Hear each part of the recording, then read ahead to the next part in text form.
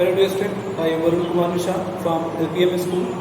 In this video, we are discussed about the chemical properties of non-metal. Chemical properties of non-metal. Chemical properties of non-metal. So similarly, like metals, when the non-metals react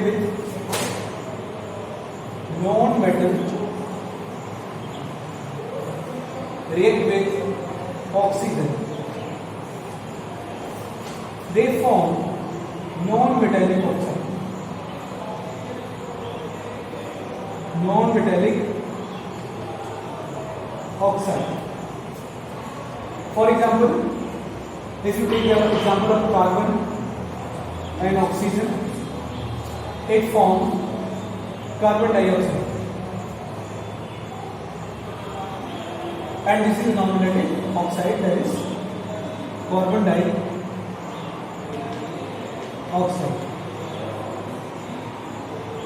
Similarly, another, that is nitrogen plus oxygen, it forms NO2. Similarly, sulfur, that is formed SO2, and another metal that is formed there, oxide, after the reaction of oxygen, another non-metals, and they form non-metallic oxide. If you take the example, if you remind that in similar way, during the reaction between metal and oxygen, they form metallic oxide. This is the taste of this nature. What was the nature of metal oxide? That was basic nature. After the taste with this metallic oxide, will taste with natural indicator, that is red litmus paper, that convert blue into blue litmus, that indicate that the metallic oxide are basic in nature. But what about the non-metallic oxide? Suppose if you take the common example of this carbon dioxide, that is CO2, इस carbon dioxide को मैंने यहाँ से उठाया और water से reaction, it form H2CO3. It form H2CO3. That is carbonic acid.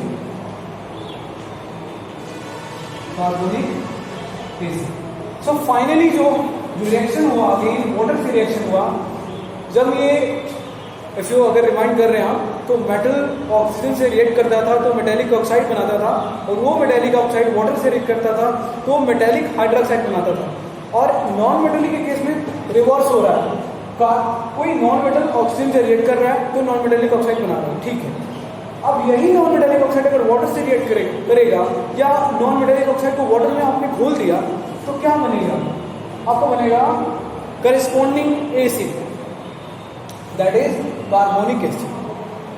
अब इसकी जगह कार्बन के ऑक्साइड की जगह आप सल्फर का ऑक्साइड लेते हैं तो क्या बनता है? सपोज सल्फर, तो फाइनली जो आपका प्रोडक्ट मिला वो एसिडिक नेचर का है, प्रॉपर एसिड है, carbonic acid. Now same if you take another example, that is nitrogen plus oxygen, it will give rise to nitrogen dioxide. Nitrogen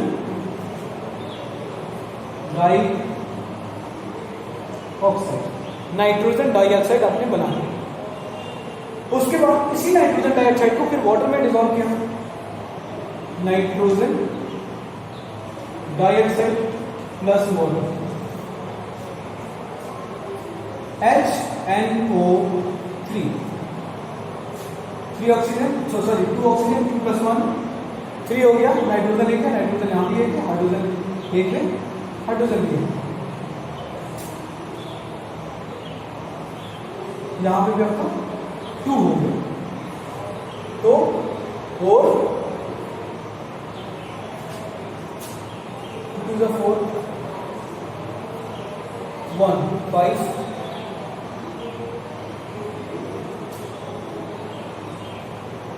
last में hydrogen remove, 4 to 6, ये 4 to 6 होगा और hydrogen एक remove. HNO3 के case में ये होता है कि ऑक्सीडाइजिंग नेचर होता है, इस वजह से यहाँ पे हाइड्रोजन रिमूव होगा जब ये HNO3 फॉर्म होगा। तो यहाँ पे क्या हुआ कि नाइट्रोजन डाइऑक्साइड आपने फिर लिया यहाँ से और उसको वाटर से रिएक्शन कराया, तो क्या बना, nitric acid, 2 molecule of nitric acid and evolution of hydrogen gas. And similarly, another, that is sulfur.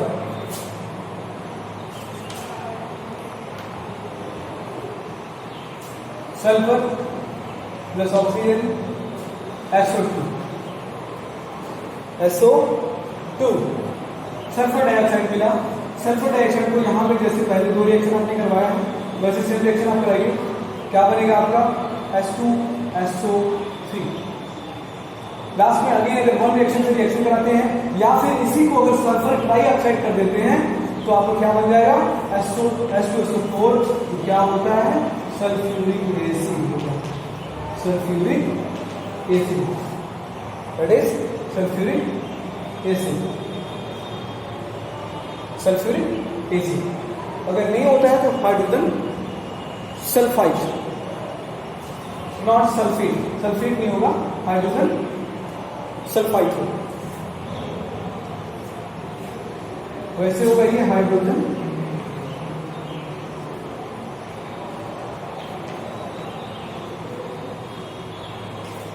SO4 sulphate होगा। यहाँ पे अगर 2 होता है, ये सेम वाला 2 यहाँ पे रखते हैं तो यहाँ पे होगा 3, एकदम कंफ्यूजन की जरूरत नहीं है। फिर आप इसकी बजाय लिखेंगे इसका नाम हाइड्रोजन सल्फाइड, हाइड्रोजन सल्फाइड बनेगा। केसेस आप समझ सकते हो, H2SO4 होगा तो ये दोनों केसेस, ये दोनों नाम लिखेंगे।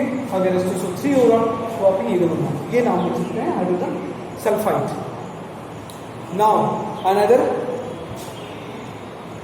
on this behalf, after the study of both chemical properties of metals and chemical properties of non-metals, let's take a comparative study between chemical property of metal and non-metal.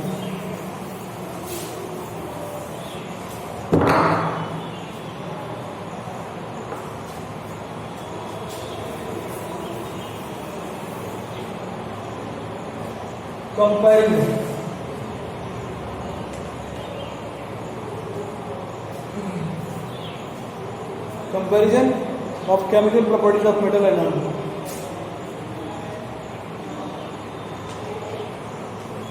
Chemical properties of metal and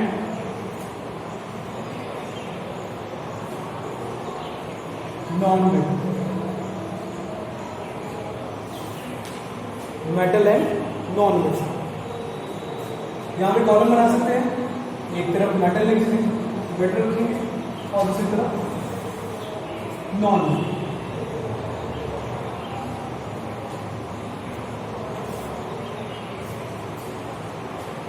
So what will be the पहली possibility होगी metal की chemical property के behalf पे, they react with oxygen, react with oxygen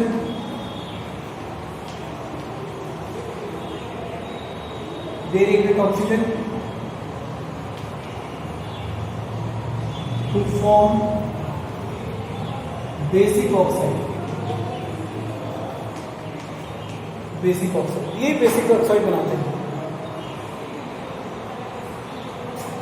in case of non metals, अभी recently आप देखे हैं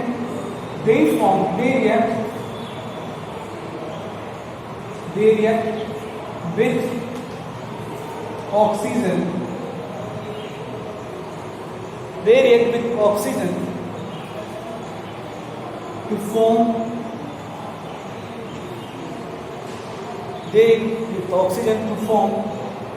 acidic oxide. Acidic oxide.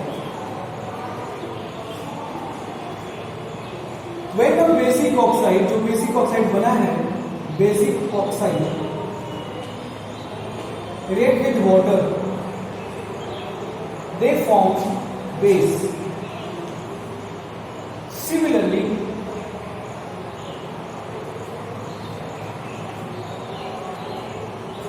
but comparatively they form that acidic oxide react with water, they form acid. मैं इसका example बता रहा हूँ. Basic oxide, suppose आपके पास बेसिक ऑक्साइड है potassium hydroxide, sorry K2 plus 1, क्या बनेगा KOH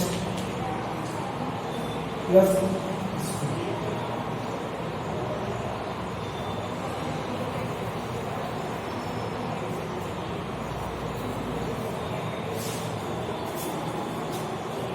एग्जाम्पल है, इसका एग्जाम्पल देखिए. एसिडिक का CO2 plus H2O will give rise to H2CO3. H2CO3 आपका बन गया कार्बोनिक एसिड. ये आपका बन गया पोटेशियम हाइड्रोक्साइड जो कि बेस है, कार्बोनिक एसिड जो कि एसिड है. Now another important thing about the metals,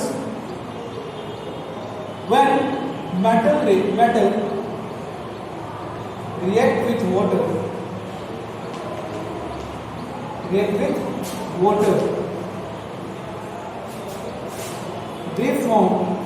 they liberate hydrogen gas. They liberate hydrogen gas. In case of non-metals,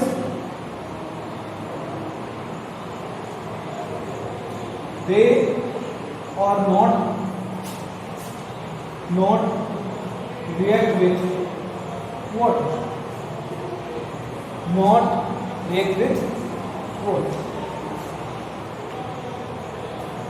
They are not react with water. Now take another point, that is metals react with when HCl and H2SO4 liberate hydrogen gas.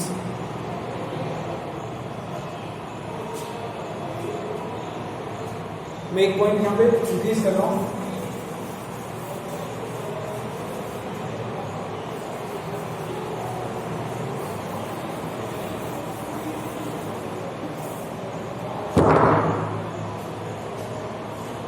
Point 1, next point है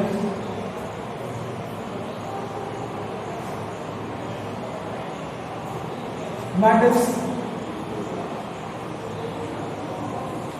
react with acid.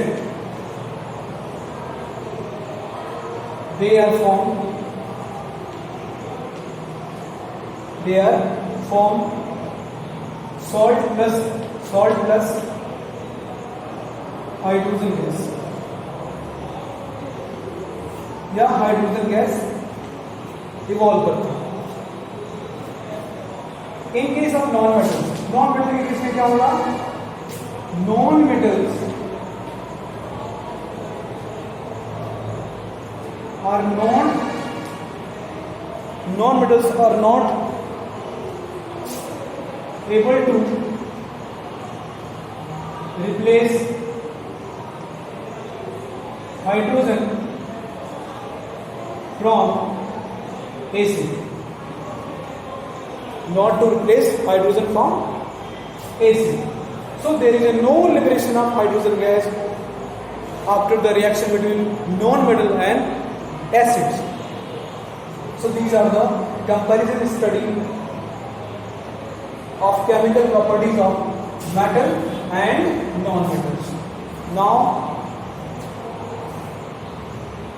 take some questions that are asked in your NCERT example. The question is that an element form an oxide A2O3 which is acidic in nature. Identify A as metal or non-metal.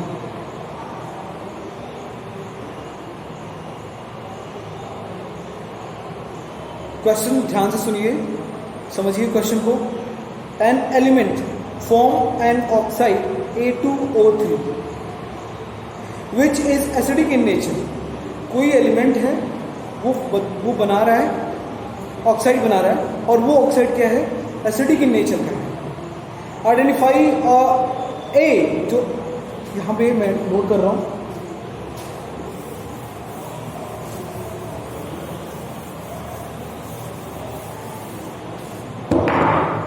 एक element है जो oxygen से react करके यहां पे इस तरह से कंपाउंड बनाता है. अब इस कंपाउंड जो ऑक्साइड है वो एसिडिक नेचर का, एसिडिक नेचर का है. आइडेंटिफाई ए जो है वो किस नेचर का होगा, एज अ मेटल और नॉन मेटल. सिंस, तो आंसर होगा since an oxide of element is acidic in nature. Is acidic in nature. Therefore, A will be the non-metal. भाई देखिए, ये एसिडिक नेचर का है अगर A2O3, तो A2 के बारे में पूछ रहा है कि A2 क्या है, A2 का नाम क्या है. A2 का नाम मेटल है या नॉन-मेटल. मेटल है या नॉन मेटल है. तो मेटल तो हमेशा बेसिक ऑक्साइड बनाता है, तो आप कहेंगे पॉसिबिलिटी खत्म हो गई. दूसरी पॉसिबिलिटी जो बची है नॉन मेटल की, वो पॉसिबिलिटी आपकी सही है, non metal. So another question that is generally when metals are treated with mineral acid. कोई भी मेटल अगर डाइल्यूट हाइड्रोक्लोरिक एसिड से या नाइट्रिक एसिड से या सल्फ्यूरिक एसिड से रिएक्ट करता है तो हाइड्रोजन गैस लिबरेट होता है, निकलता है, इवोल्यूट होता है, इवॉल्व होता है. But when metal except manganese and magnesium are treated with HNO3, hydrogen is not liberated. अगर बात करें नाइट्रिक एसिड तो ये भी मिनरल एसिड है, लेकिन मैग्नीज और मैग्नीशियम और मैग्नीज को छोड़ करके किसी भी मेटल, कोई भी मेटल इससे रिएक्ट नहीं कर पाता. क्यों? क्योंकि ये ऑक्सीडाइजिंग इन नेचर होता है. ऑक्सीडाइजिंग इन नेचर होता है, ऑक्सीडाइजिंग नेचर, इसका रीजन है, that is oxidising in nature.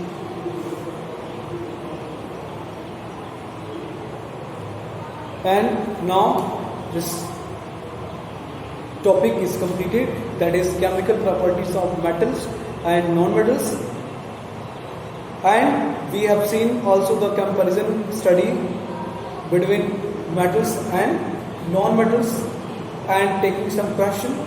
You have to practice about the questions that is the basis on the chemical and physical properties of metal and non-metal. So you will be able to give the answer of this. types of questions which are based on this topic.